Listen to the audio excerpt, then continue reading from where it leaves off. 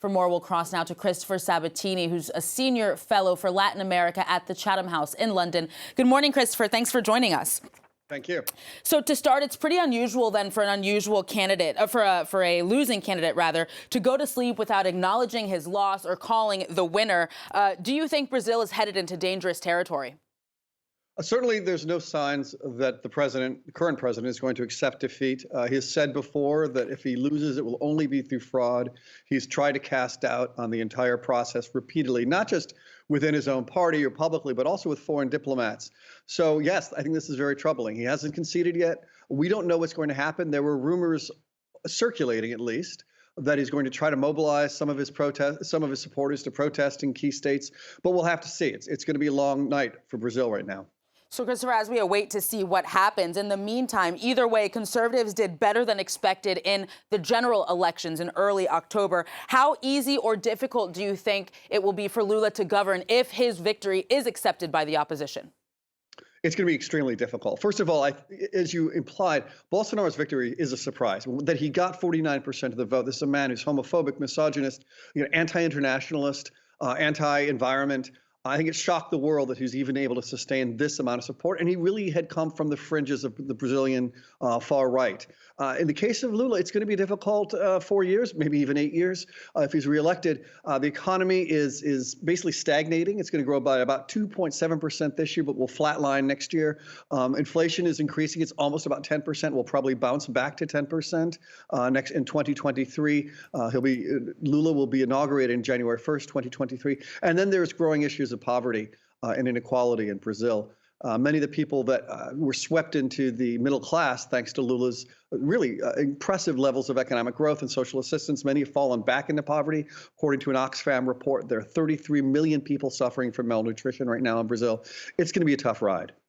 Christopher, this may seem obvious, but I do think it's worth laying it out for our viewers. What do you think will be the main differences concretely for Brazilians between a Bolsonaro presidency of the past 4 years and Lula's presidency? Well, the first is as your report indicated, first, the international acceptance. Bolsonaro was roundly rejected, with the exception of President Trump and a few people on the far right, internationally. Lula is loved by the international community. I think you'll see a much more active foreign policy, a much more engaged Brazil in foreign policy matters.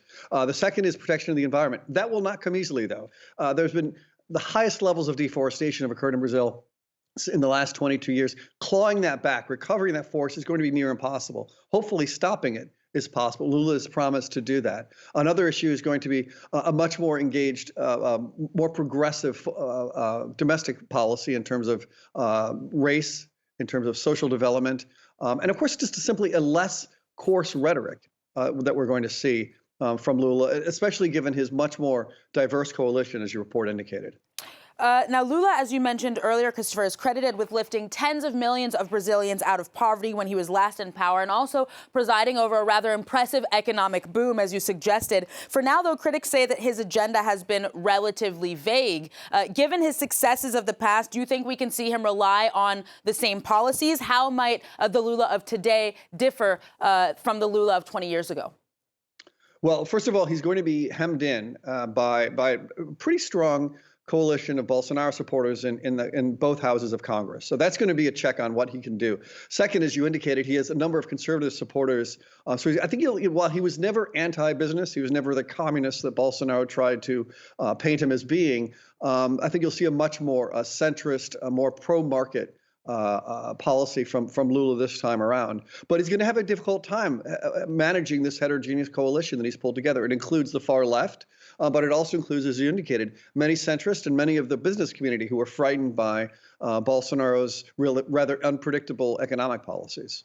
I think it's worth mentioning, perhaps to finish, Christopher, that Lula's reputation is not all positive. No. He is remembered, at least in part, for his administration's involvement in that vast corruption case. Lula himself, of course, having spent a year and a half in prison. Has that been forgotten? And do you think that case might come back to haunt him moving forward?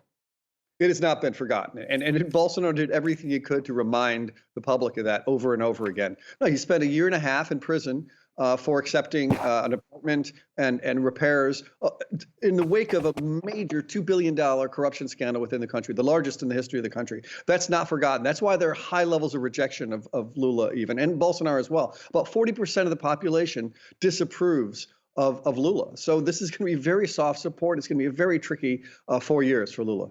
Indeed, a lot to be paying attention to. Christopher Sabatini of the Chatham House, thank you very much. Thank you.